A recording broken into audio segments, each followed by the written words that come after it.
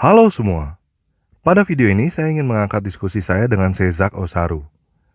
Osaru memberikan pertanyaan ini dari video yang berjudul Apakah Tuhan Berak dan Kencing? Jadi teman-teman yang belum nonton video Apakah Tuhan Berak dan Kencing, silakan cari videonya di channel ini dan nonton video itu juga ya. Selain itu, kalau ada teman-teman yang mau bertanya kok Tuhan bisa mati, saya juga sudah memberikan jawabannya pada video dengan judul Kok Tuhan Bisa Mati. Jadi teman-teman gak usah tanya berulang-ulang pertanyaan yang sama, silakan nonton videonya di channel ini juga. Oke? Nah, karena pertanyaan Osaru adalah salah satu pertanyaan yang paling banyak dipertanyakan oleh teman-teman yang lain juga, jadi saya angkat diskusi ini supaya kita semua bisa paham. Oke? Kita mulai ya.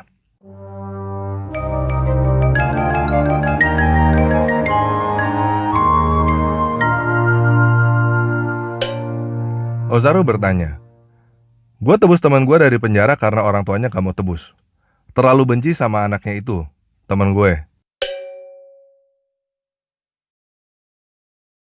Kenapa menyamakan sifat Tuhan sama sifat manusia? Yang jorok juga gak masalah bagi kalian. Bayangkan orang jahat memperkosa istri kalian, apakah Tuhan juga akan memperkosa istri kalian? Terlalu jorok kan?" Saya bertanya kepada Osaru, "Kenapa kamu tebus teman kamu?" Osaru menjawab, "Karena dia teman baik gue. Jahat macam manapun, gue tahu sisi baiknya. Bukan seperti orang tuanya yang terus membenci dan membuangnya dari keluarga itu sendiri.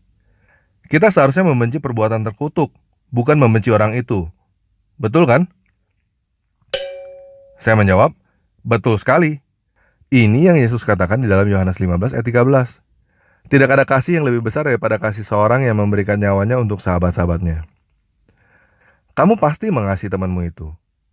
Mungkin lebih daripada orang tuanya.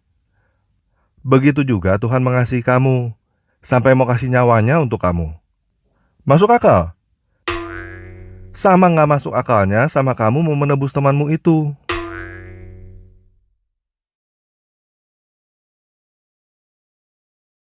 Tapi itu yang namanya kenyataan. Alkitab mencatat, dari awal Tuhan menciptakan manusia dengan membentuknya dari debu tanah lalu menghembuskan nafasnya. Udah dari awal Tuhan kasih nyawanya untuk manusia. Tuhan udah mati dan bangkit bagi kamu 2000 tahun yang lalu. Menebus kamu dari kematian, supaya kalau kamu percaya kepadanya, kamu juga akan bangkit dari kematian. Osaru bertanya lagi, "Tetapi kenapa kamu samakan orang tua sama Yesus? Sedangkan orang tua itu nggak bisa tebus anaknya sendiri karena benci, bukan seperti Yesus Maha Mengasihi. Apakah dengan cara gua tebus teman gua sama seperti Yesus? Yesus bisa aja disamakan dengan kawan, pakci, makci, saudara, dan bukan aja untuk orang tua, begitu?" Saya menjawab, "Dari pertama, Tuhan menciptakan manusia seperti dia. Untuk menjelaskan ini, coba kamu selfie. Apakah kamu seperti foto kamu yang di selfie itu?" Iya dan enggak kan jawabannya. Orang bodoh, pikirannya kamu seperti foto kamu itu, artinya 2 dimensi. Tapi apakah artinya kamu nggak seperti foto kamu? Enggak kan? Mengenai orang tua, Alkitab mencatat bahwa Tuhan yang membentuk manusia seperti dia. Kasih nafasnya juga. Itu sebabnya dia seperti orang tua juga. Nggak semua orang tua seperti orang tua temanmu itu kan? Nggak semua orang tua nggak mau nebus anaknya kan? Saudara saya menebus anaknya dari penjara, berulang-ulang sampai bangkrut, jual semua hartanya. Dan orang tua yang mengasihi anaknya, bukan berarti nggak boleh marah kepada anak-anaknya. Nanti kalau kamu punya anak baru ngerti. Nah, balik ke topik.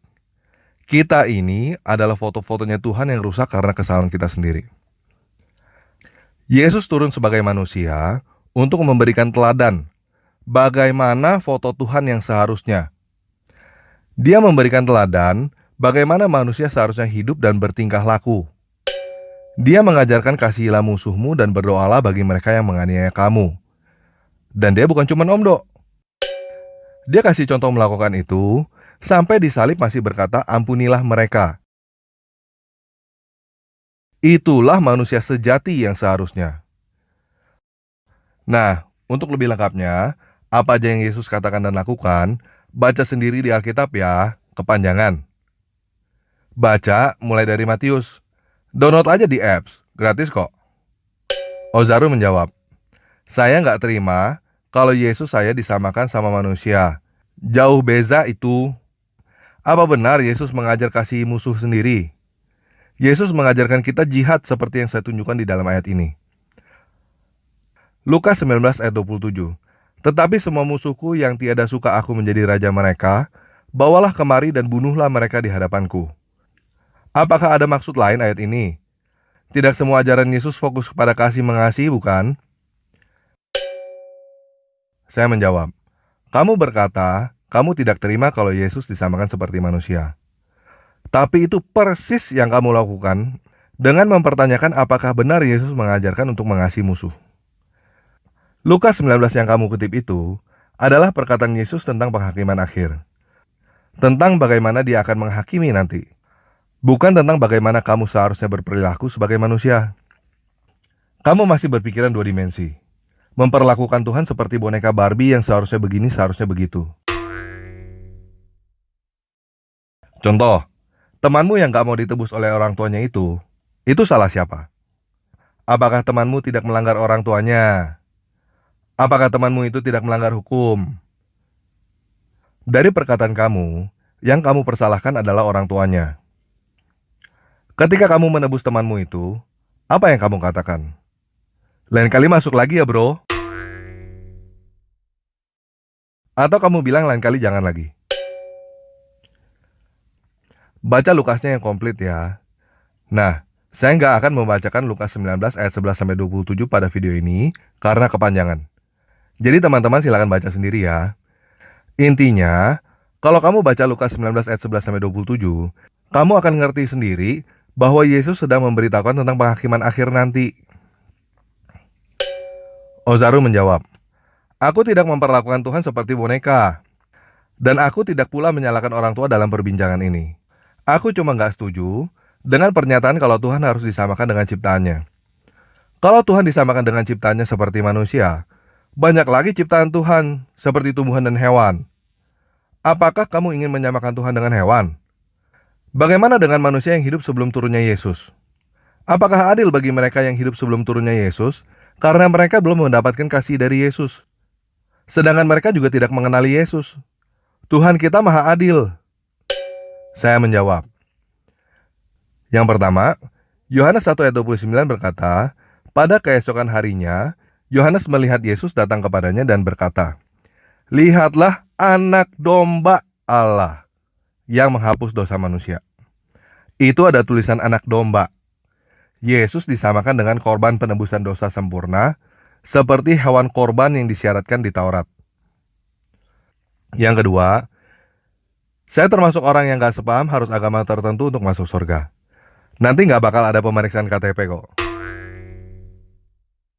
Saya juga gak sepaham dengan pemikiran nanti bakal ditanya, nabimu siapa? Dongeng apa yang kamu percaya? Bukan itu yang Tuhan mau. Yesus datang bukan untuk itu. Dan Yesus udah kasih tahu bagaimana kriterianya. Contoh, jika kamu mau diampuni, kamu harus mengampuni. Jika kamu tidak mengampuni, kamu juga tidak diampuni. Alkitab juga ada tertulis, barang siapa tahu lebih, akan dituntut lebih. Yesus berkata, kasihilah musuhmu dan berdoa bagi yang menganiaya kamu. Kamu udah tahu ini, jadi kamu dituntut untuk melakukan ini. Yesus datang dengan segudang mujizat, termasuk bangkit dari kematian, bukan untuk kamu cuma nyanyi-nyanyi haleluya. Bukan mengenai percaya dia Tuhan atau manusia atau binatang, tapi untuk meyakinkan kamu supaya kamu percaya dan melakukan. Kasihilah musuhmu dan berdoa bagi yang menganiaya kamu. Kalau kamu belum tahu perintah ini, kamu tidak dituntut untuk melakukannya. Saya juga cukup yakin, di dalam hatimu, kamu tahu bahwa orang yang mengasihi musuh dan berdoa bagi yang menganiaya adalah orang yang lebih benar daripada orang yang membalas kejahatan dengan kejahatan. Nah, kamu punya pilihan untuk follow apa yang Yesus ajarkan, atau kamu bisa menolaknya. Kamu jangan pikirin orang lain diselamatkan atau enggak dulu. Itu bukan urusanmu. Bukan kamu yang punya hak mempertanyakan keadilan Tuhan. Tuhan yang punya hak mempertanyakan keadilan kamu. Kamu pikirin kamu sendiri dulu. Apakah kamu menerima atau menolak? Kamu mau mengasihi musuhmu atau mau terus membenci musuhmu? Dan kamu akan diminta pertanggungjawaban nanti atas keputusanmu itu. Tuhan menawarkan kamu untuk lepas dari penjara yang disebut kematian. Dia udah tebus lunas harganya. Kamu mau keluar dari penjara kematian apa enggak?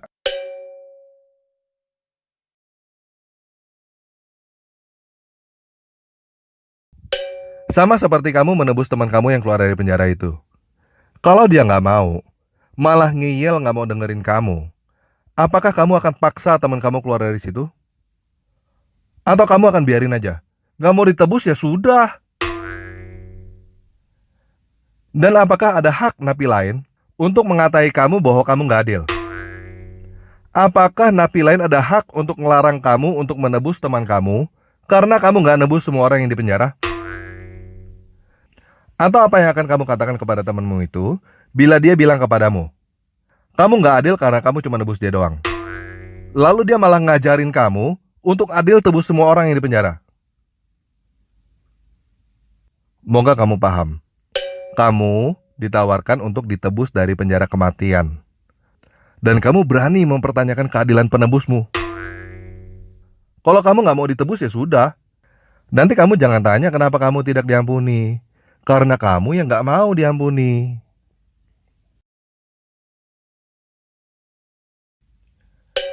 Ozaru menjawab, baiklah, saya paham. Tapi Yesus tidak mengajarkan kita tentang Trinitas. Saya masih tidak paham. Di dalam kitab pun, tidak ada satu ayat pun yang merujuk kepada Trinitas. Yesus mengajarkan hanya ada satu Tuhan. Menurut kalian Yesus itu Tuhan dalam kurung anak. Bagaimana seorang bapak tega mengirimkan anaknya untuk dibunuh dan disalib? Bukankah itu suatu kekejaman? Ketika Yesus masih di kandungan Maria, bukankah itu adalah satu proses penciptaan yang membuktikan Yesus kita adalah makhluk ciptaan Tuhan? Saya menjawab, pertama, melahirkan bukan menciptakan, bos. Kalau menciptakan, dari sesuatu yang belum ada. Contoh, walaupun kamu sekarang bisa membuat lampu, kamu nggak bisa disebut pencipta lampu. Gelar pencipta lampu diberikan kepada Thomas Alva Edison karena dia yang pertama menciptakannya. Yang kedua, kata Trinitas memang nggak ada. Kata Trinitas itu sebenarnya untuk menjawab pertanyaan kok Tuhan ada 3. Trinitas itu artinya yang kamu bilang 3 itu hakikatnya 1. Contoh Trinitas yang lain, Ozaru punya tubuh, jiwa, dan roh. Ketiganya lain, tetapi ketiganya adalah Ozaru. Ozaru ada berapa? Ya ada 1. Bapa, Putra, dan Roh Kudus adalah 1. Nah, ketika video ini dibuat, percakapan dengan Ozaru selesai sampai di sini. Dan sekarang saya mau menjawab pertanyaan kalian tentang Yesus dan Bapa dengan jawaban Yesus sendiri. Salah seorang murid Yesus yang bernama Filipus juga pernah menanyakan pertanyaan yang sama dengan pertanyaan kamu. Di dalam Yohanes 14 ayat 8, Filipus berkata, Tuhan, tunjukkanlah Bapa itu kepada kami. Itu udah cukup bagi kami. Di dalam Yohanes 14 ayat 9, Yesus menjawab dia, telah sekian lama aku bersama kamu, Filipus, namun kamu tidak mengenal aku. Barang siapa telah melihat aku, dia telah melihat Bapa. Bagaimana engkau berkata tunjukkanlah Bapa itu kepada kami?